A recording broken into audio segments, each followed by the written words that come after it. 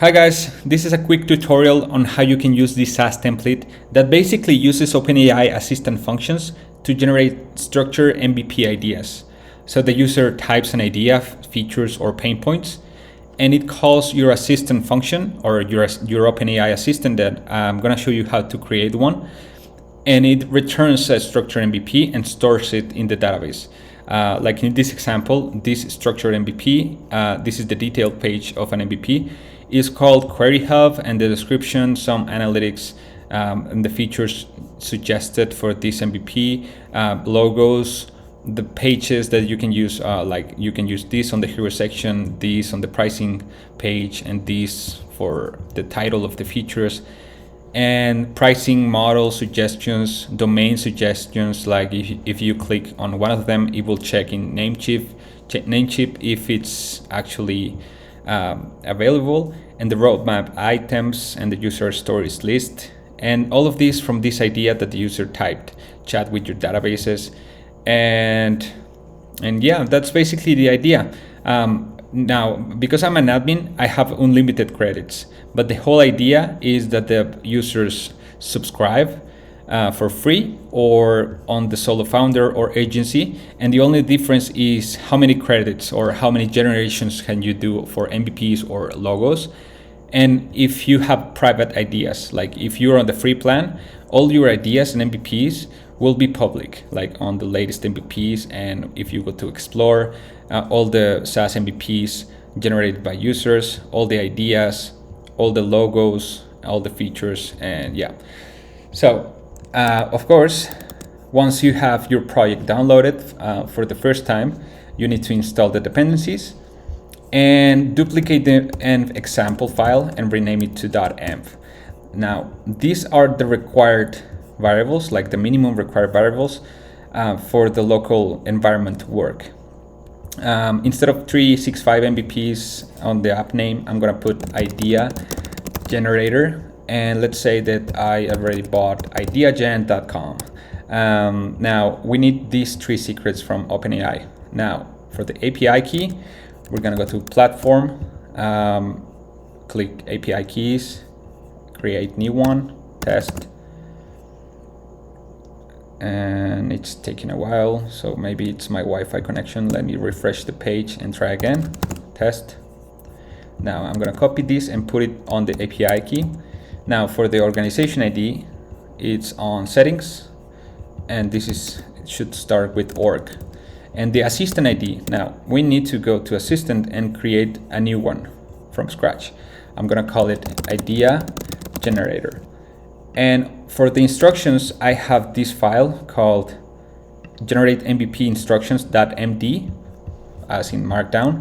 I'm gonna copy this and paste it here.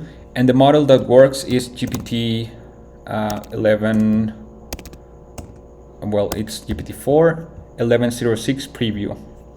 I haven't tried with other models, so I will stick to this. And you need to create a function, and the function, it's basically the one that generates the structure MVP, and that is here, generate MVP function.json. So as you can see here, it requires name, value proposition, categories, features, domains, and all of these attributes are defined here. Like name is of type string, value proposition as well, categories is an array, and so on. I'm gonna copy this and paste it here, save. And yeah, it should be this easy, and we need to copy this assistant ID and put it here. Now finally, the database URL, I'm gonna use Postgres, a local connection, so I'm gonna put it here, my local host. You can actually use whatever, like MySQL or any Prisma supported provider, but I like to use Postgres. Now I can run npx prisma db push to generate this database locally and to create the tables. After that, npx prisma db seed to generate the seed service items like the admin, user, some tenants. Well, actually everything is commented. We just need the admin user and the roles and permissions. Now we can actually now try the application. So let's run it with npm run dev, and this should take like 10 seconds to compile for the first time. You can actually try the assistant on the playground, but I want to use it on the application itself. Before generating anything, I need to be logged in. So if I try to do something, it will prompt me to log in with a valid user. In my case, I'm going to use the admin default, and this admin has unlimited credits. So it's not, it doesn't track how many generations have you created, and it's private by default if you click it here. Now, before generating an actual MVP from an idea, you can type test, and this is a hard-coded thing, just for you to see what the idea should look like. On this idea, it generated this MVP, and from ideas, you can create multiple MVPs. So if I go to one of them, you can see, well, it's compiling on the fly, but the URL for the MVP should be /MVP and the slug. And the slug should be unique. So if it isn't unique, it will add like a 2 at the end, I think. And you can change the design for the MVP here. This is not actually, this is a fake one. Like if I search for this test MVP, it should be somewhere here. Like if I'm on debug mode and the name of the idea is test, it will do this. Otherwise, it will actually call the assistant threads. So let's try that.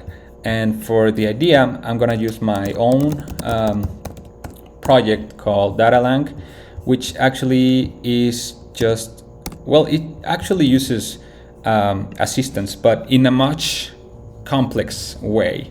Like on this SaaS template, I mean on 365 MPs, you need to create the assistant like I showed you. But on this datalang thing that I built, I dynamically create assistants for the users. They train with their own data from Postgres or Snowflake and so on. So it's generating the MVP, and this is not actually streaming, because when I built this, assistant streaming wasn't available. So it actually tries again and tries again. So it's a polling mechanism, and it should take like 1 minute, I think. And you can see on MVP idea service how it does it. Like when the first time you click generate MVP, it checks the usage of the tenant. Of course, for admins, this is bypassed. And then it checks if it's already created. Otherwise, it creates an OpenAI thread with the content of the idea of the user, and then it creates the run, because the run is the actual thing that will call the function. Like this is still in progress, but there will be a point somewhere on the check run function that it will say the status to be not completed, but what was it? Let me see. Status requires action. So whenever this status is pending, I check the tool calls, which is actually a function, and I submit the tool outputs with the success true. So we tell the thread to continue, and then it returns like the output. So if the status of the run is now completed, it checks the steps and search for the tool calls again, but this time it searches for the content and it maps it into an MVP. Like you can see here, it creates an MVP DTO by parsing the function arguments, and the MVP DTO maps like the function that I told you before, this function JSON, where I have a name, let's see, MVP DTO, we should have a name and then value proposition and then categories. And of course I added ID and tenant ID to fill it later, like here, tenant ID, whether it's private or not, and then create the MVP on the database. I think this stopped. Let's see. Yeah, I think my Wi-Fi connection is bad, so I can copy this and try again to see if it's actually a Wi-Fi connection issue or if it's something related to this run.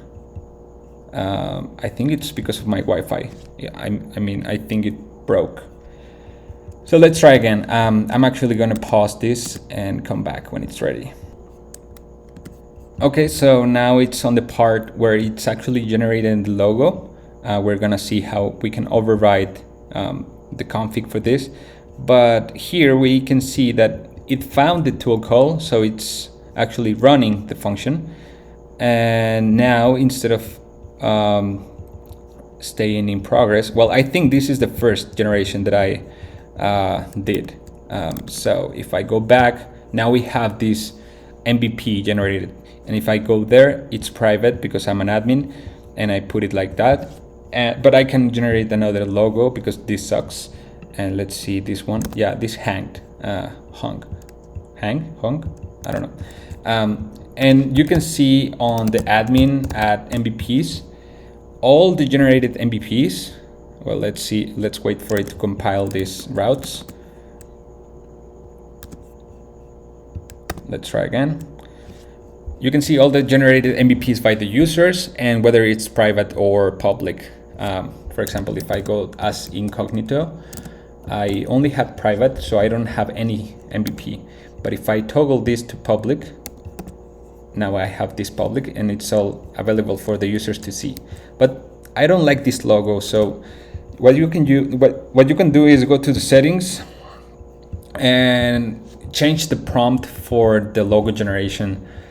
As you can see here, you can use something like a template using the handlebars syntax, like unless, each, and the object is the MVP. So you can see how I'm using the MVP name, and then I'm iterating the MVP features to generate the logo. Like I'm passing the first MVP that is found, in this case, Data Chat Connect, the features and all that. And you can change the settings as well for the model of the image generation and quality, style, and size.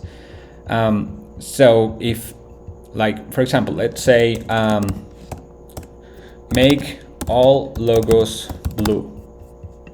So let's see if it works and generate another one. And let's see the logs. We should have somewhere here.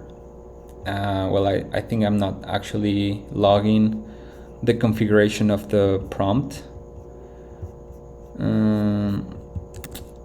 So let's see if it listened. Yeah, we have it now in blue. So you can see how you can change the logo generated prompt here. And by the end, you will be able to see all the logos generated and the parameters used and the object that was retrieved and the generations, which are actually the runs of the assistant threads and the ideas of your users and the final MVPs. Of course, you need to set your Stripe API key or secret key for you to generate the pricing. And this is the default pricing: free, solo founder, and agency, which you can preview here.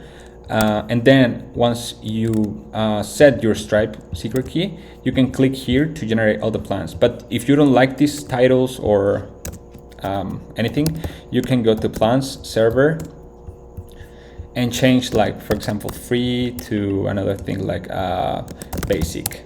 And let's save this and refresh the pricing page. So we have now in basic, and you can change the pricing as well, or the limits. Like, for example, on the basic, we have only 3 credits. Well, actually, this should be 3, not 5. It's a minor bug. But anyway, what else? Let me think. Yeah, the ChatGPT.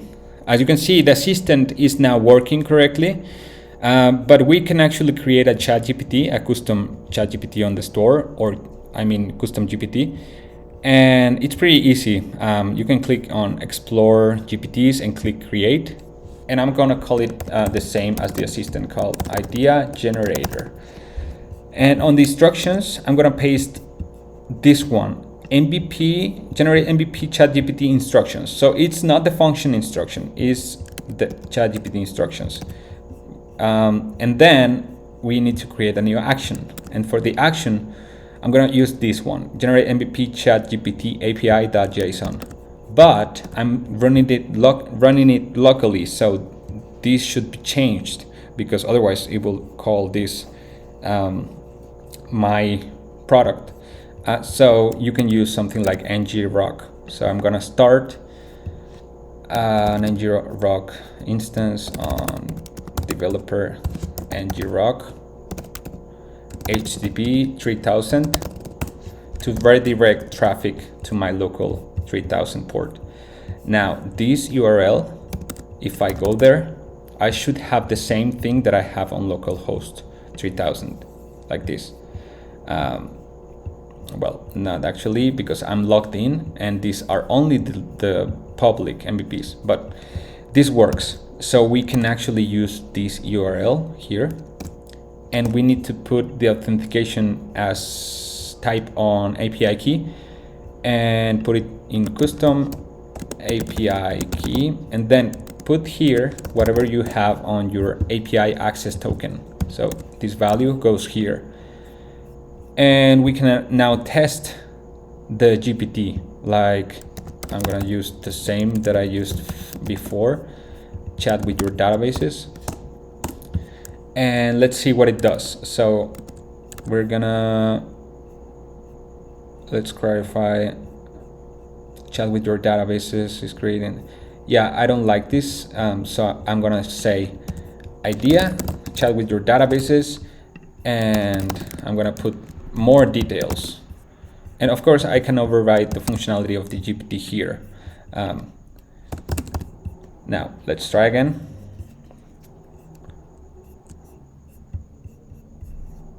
So it's now trying to call this action. So we're gonna hit always allow, and it will call API MVP.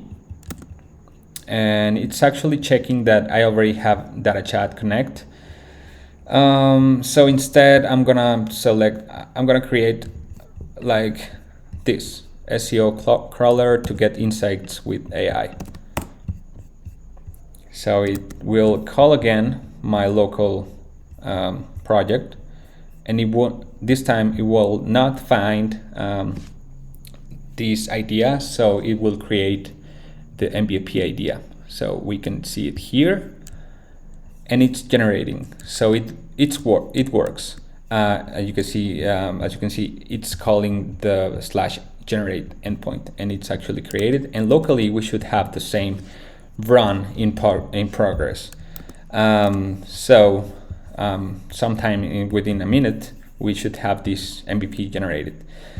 Now you can publish this GPT to the store, and once you have the link, you can put it on default header.